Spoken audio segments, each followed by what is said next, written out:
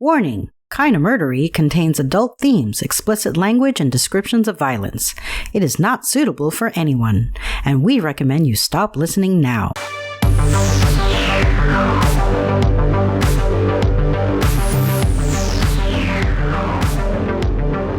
True crime with a dash of the paranormal, the garish, the strange, and the darkly comic. I'm Zevin Odelberg, host of Kinda Murdery, a podcast that's about more than just murder. It's my very own pocket dimension, home to a curated collection of bizarre and compelling stories, the unsolved, the unsettling, and the unbelievable. I cover it all, just so long as it's kinda murdery. A big holiday hello to all of you out there. Just like it says in the intro, I am Zevin Odelberg, and this is Kinda Murdery. Today, we're going to delve into a world where the line between humor and horror blurs, and the iconic figure of jolly old Saint Nick sometimes takes on a more sinister, and other times a more hilarious, hue. Picture this. The holiday season, a time of twinkling lights and merry songs where children's laughter rings through festively decorated malls. Here, Santa Claus sits enthroned, a symbol of joy and generosity. But not all Santas embody the spirit of the season. In this episode, we expose the underbelly of this festive tradition where some who don the red suit are far from the benevolent figures we expect. Some of the kinda murdery Santas you'll be meeting in this episode include Gropey Claus, Drunky Claus, the Crazy Kringle of Woodland Hills, and a couple that I didn't give a cute nickname to and I'm just calling a horrific betrayal of trust. Yes, I'm warning you now. Unfortunately, tragically, not all of these bad Santa stories are as funny as the movie starring Billy Bob Thornton. So, as we proceed through this list, alternating between the lighthearted and the gravely serious, I invite you to witness the full spectrum of these real-life Santa stories. Each tale is a reminder that even in the most joyous of seasons, reality can take an unexpected turn. Stay tuned as we continue to unravel the mysteries behind these Santas, some who've stumbled humorously off the path, and others who've veered disturbingly into the shadows, lurching into the horrible embrace of human moral corruption. I'd like to quickly note that although this is a, quote, top 12 or bottom 12 list, if you will, I'm not presenting these Santas in an actual ranked order. Otherwise, I'd be telling you about all the hard-to-take ones right in a row at the end of the episode, and I don't think that's the best way to tell a story. So thank you for trusting me on that, and now please do join me as we uncover what truths we can and solve what mysteries we may. Kinda Murderies. Bad Santas, the 12 worst real-life shopping mall Santas, starts now.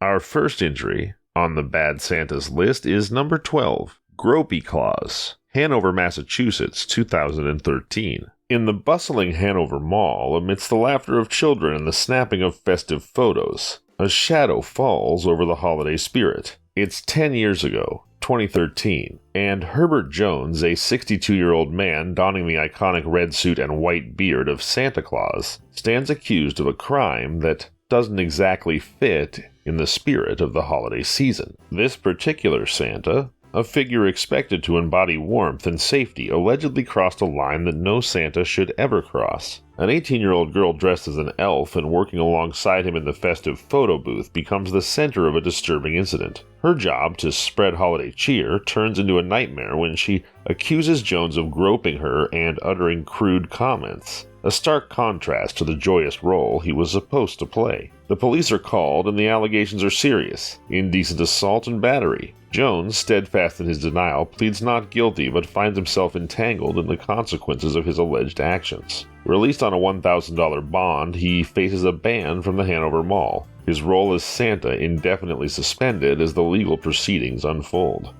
Number 11. The Toxic Hockey Santa of Toronto. It's 11 years ago now, 2012, in a Toronto mall. A place usually brimming with holiday cheer and excited children eagerly awaiting their turn to meet Santa Claus. But for one little boy, his encounter with Santa is anything but merry. Dressed in a shirt supporting his favorite hockey team, the Maple Leafs, he steps up to meet Santa, unaware of the shocking comment that awaits him. This Santa, rather than offering a jolly greeting or a hearty ho, ho, ho, delivers a harsh critique of the boy's beloved hockey team. "Oh, you're wearing a Toronto Maple Leafs shirt. You shouldn't be wearing that. They suck," he remarks bluntly. The words, striking a cold blast of winter air, leave the young fan in tears, his excitement turned to distress. The incident quickly spirals, resulting in the Santa being fired from his post. This story serves as a somber reminder of the impact words can have, especially when spoken by someone children look up to with such anticipation and joy.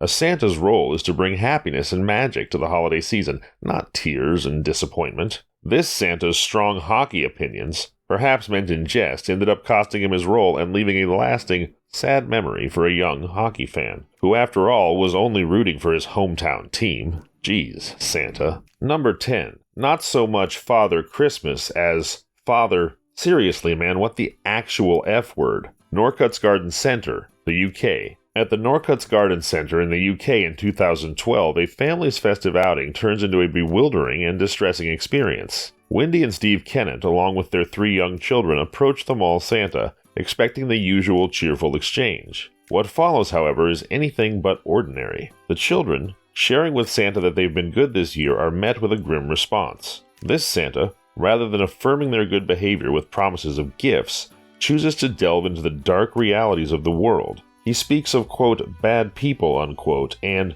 quote, bad things happening, unquote, alluding to the heart-wrenching tragedy of the Sandy Hook school shooting massacre. The reference, heavy and completely out of place, confuses and frightens the children. But the unsettling encounter doesn't end there. In a bizarre turn, Santa requests the 2 little girls to leave so he can speak privately with their brother. Alone with the boy, he whispers a crushing revelation. And now, in case you're listening to Kinda Murdery with your children, which you probably shouldn't be, but just in case you are, spoiler alert, skip ahead, for this was the crushing revelation. Santa told the little boy that Santa Claus isn't real. The boy unsurprisingly runs away in tears, his belief in the magic of Christmas shattered. The Kennett family, shaken by this encounter, receives a refund, and the mall Santa is promptly dismissed from his role, or as they say in England, sacked. Number 9. Drunky Claus, a Canadian mall, 2011. In 2011, a shocking incident occurred in a mall in Canada, one that would tarnish the image of the beloved Santa Claus. This mall Santa, tasked with spreading joy and cheer to the children, arrived at work in a state completely unbecoming of his role. He was blatantly drunk off his holly jolly ass. Santa's arrival was marked not by the usual merry jingles, but a disconcerting display of stumbling and slurred speech. His attempts at ho-ho-hos were less expressions of festive joy and more signs of his inebriation, causing parents' excitement to turn to concern. A kiosk worker nearby revealed a troubling truth. This was not the first time that this mall Santa had shown up intoxicated. Despite the visible signs of his condition, it would seem that hesitation and disbelief, or hope that he would clean up his act with the holiday imbibing, had prevented earlier intervention. This time, however, the situation couldn't be ignored. Security was called and action was swiftly taken. Before Drunky Claus could interact with any children, he was removed and replaced. But the story doesn't end there, because once outside the mall, he was arrested for public intoxication. Number 8. Scrooge Claus of the UK Shopping Centre, 2014. The year 2014 brought a disheartening tale from a shopping centre in the UK where a girl's anticipation for a magical Christmas moment was dashed by a callous remark from Santa himself. 9-year-old Sophie Robinson, filled with the typical excitement of a child meeting Santa, encountered a response from the jolly old elf that was anything but typical. This mall Santa, instead of welcoming Sophie with open arms, coldly told her that she was too old to visit and that she shouldn't have come at all. How in the world is a 9-year-old too old to visit Santa? It begs belief. These harsh words from Father Christmas, so out of place in the season of joy and giving, left Sophie in tears, her festive spirit crushed. The shopping center's initial attempt to smooth over the incident, offering Sophie's mother a £20 gift card, was out of step with the emotional toll the encounter took on the young girl. However, as word of this unkind Santa's behavior spread, a wave of support followed. Sophie was invited back for a redo, and this time promised a Santa experience filled with the Christmas magic she deserved. The shopping center also issued an official apology, recognizing the need to restore the joy and wonder that Santa is meant to represent. This story serves as a poignant reminder that the spirit of Christmas extends beyond age, and that every child deserves to experience the magic and warmth of the holiday season without judgment or scorn.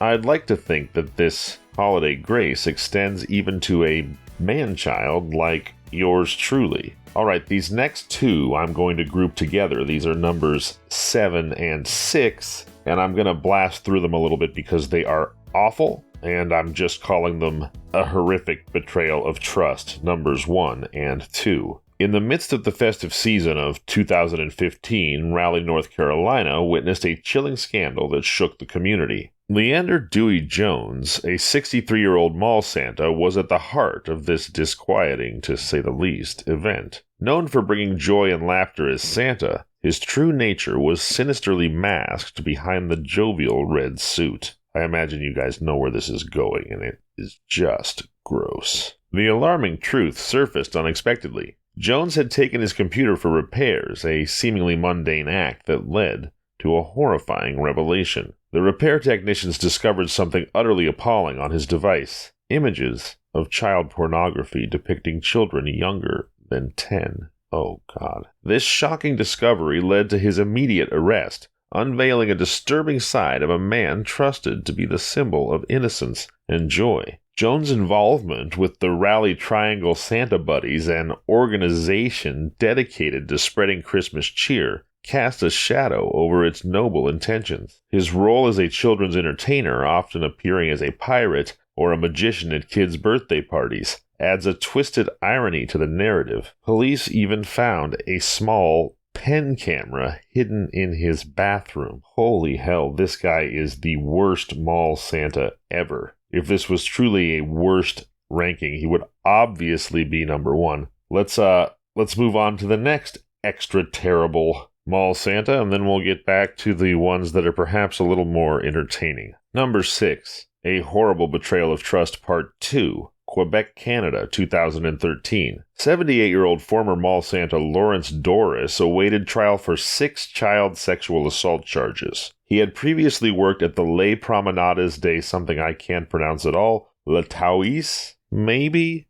in Quebec, and was facing charges for the sexual assault of 5 victims aged 9 to 15, between 2012 and 2013. One of those charges was related to a claim that Doris had even touched a child inappropriately while they were sitting on his lap in Santa's chair in the mall. Police, however, claimed his pedophile activities were not related to his occupation as a mall Santa. Doris was released on bail while awaiting trial. Alright, number 5. The Crazy Kris Kringle of Woodland Hills, California, 1999. The Woodland Hills shopping mall in California back in 1999 became the unlikely stage for a Santa Claus meltdown that would go down in local lore. This wasn't just an ordinary day in the festive season, it was the day Santa lost his cool in a most unforgettable manner. The incident involved Kelly Fornatoro, a new mom who had brought her 19-month-old son for the cherished Christmas ritual, a photo with Santa. However,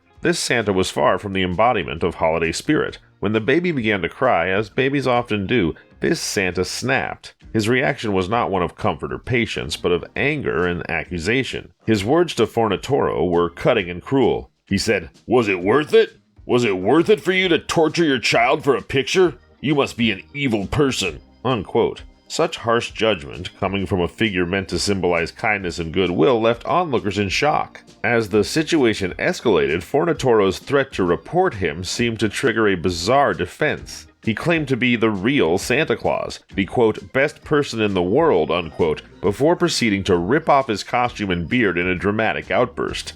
Security had to intervene, escorting the irate Santa away as bewildered shoppers gawped at the spectacle. This Santa's identity remained a mystery as both the mall and his employing company chose not to release his name. The incident, however, left a stain on the holiday experience at Woodland Hills, turning a moment of expected joy into a tale of an explosive Claus, a crazy Kris Kringle, if you will, whose meltdown became a legendary story of how even Santa can have a very bad day. Number 4. Remember the context, Claus. the partisan Santa of Seminole Town Center, Florida. In 2016, the Seminole Town Center in Sanford, Florida became the backdrop for a politically charged incident involving an unconventional mall Santa. This Santa, whose identity remained undisclosed, veered off the traditional path of jolliness and neutrality, wading into political commentary in an unexpected setting. During a routine Santa visit, a little girl perched on Santa's lap was told she was on his nice list. However, the conversation took a surprising turn when Santa posed a question about his naughty list. He asked the little girl, "Do you know who's on my naughty list, little girl?" Ho, ho, ho. The girl, innocent and curious, admitted that she didn't know who might be on it. Santa's response? "Well, Hillary Clinton, of course. Ho, ho, ho." The offhand political comment, though perhaps meant in jest, was not received lightly. The girl's mother, concerned about the inappropriate nature of the remark, lodged a complaint. The mall's response was swift. The Santa was replaced and sent to Human Resources for counseling. An apology was also extended to the mother. This incident highlights the importance of maintaining a neutral and welcoming environment in settings meant for children and families. Santa, a symbol of universal joy and cheer, found himself at the center of a controversy for bringing partisan politics into a place where the magic of the season should have been the only focus. That said, I think Santa would be hard-pressed to find a politician, any politician, yes, Hillary Clinton included, who didn't belong on the naughty list. Number 3. The Exclusionary Clause of Orange County, California, 2014. Exclusionary clause sounds like something in an employment contract, but we're going to go with it. The holiday season of 2014 at an Orange County mall in California witnessed a disheartening episode, one that deviated starkly from the spirit of inclusivity and from the spirit of holiday joy. A 7-year-old autistic girl, ABCDE Santos, pronounced Absudi. Okay, now, I would never mock a mentally divergent child, but I just have to point out that factually, not mockingly, yes, you heard that correctly. The girl's name, which is Absudi, is spelled A-B-C-D-E, as in the first 5 letters of the alphabet in a row, which is unexpected. Anyhow, back to the story. A 7-year-old autistic girl named Absudi Santos faced an unexpected and hurtful rejection from the mall Santa, a figure meant to embody kindness and acceptance. Absudi, accompanied by her loyal service dog, a pit bull named Pupcake, had waited patiently in line for 30 minutes, anticipating a joyful encounter with Santa Claus. But instead of a warm welcome, they were met with cold dismissal. The Santa cited an allergy to dogs as the reason for turning them away. The family's explanation that Pupcake was a service dog and legally allowed to be there did not sway this Santa Claus, who remained adamant in his refusal. The incident sparked immediate action from the mall. Recognizing the gravity of the situation, they replaced the Santa and issued an official apology on their Facebook page. In a bid to rectify the distress caused, the shops at Mission Viejo extended an invitation for Absudi for a special Santa experience, hoping to salvage the joy of the season for the young girl who had left in tears. Number 2. The Sour Santa of South Portland, Maine, 2012. The holiday season of 2012 in South Portland, Maine was soured by a mall Santa whose demeanor was anything but merry. Parents and children who visited this Santa were expecting warmth and joy, but were instead met with rudeness and grumpiness. This Santa's lack of holiday spirit was startlingly apparent. He refused to let children sit on his lap and even scoffed at their wishes. One particular incident encapsulates his unsuitability for the role. A child's request for an American Girl doll was met with derision, as Santa told her she'd get a, quote, American football, unquote, instead. These interactions, far from the comforting and jolly nature of Santa Claus, led to a wave of discontent among the parents and children. Their shared experiences on social media caught the attention of the news, amplifying the call for action. Facing a growing backlash, the mall management decided to relieve the Grumpy Claus of his duties, replacing him with someone who could better embody the spirit of Christmas. And we've made it to number 1, Combative Claus of the UK, otherwise known as Fightin' Santa Rush. In a shocking turn of events, a mall Santa in the UK named Gary Rush found himself in a personal feud during his Santa duty. The confrontation began when Rush's former father-in-law, Eugene Henning, entered the mall. Rather than maintaining his composure as Santa, Rush let personal grievances take over. Gary Rush demanded that Henning leave the mall, and it escalated into a physical altercation, shocking the families and children waiting in line. The image of Santa, usually associated with kindness and peace, was shattered as Rush attacked Henning in a fit of anger. So Santa, in a rage, chucks the kid off his lap, jumps out of his chair, and goes and starts beating the crap out of his former father-in-law in front of everyone during the holidays. That is pretty epic. And that is number 1. Rageaholic Fightin' Claws from the UK.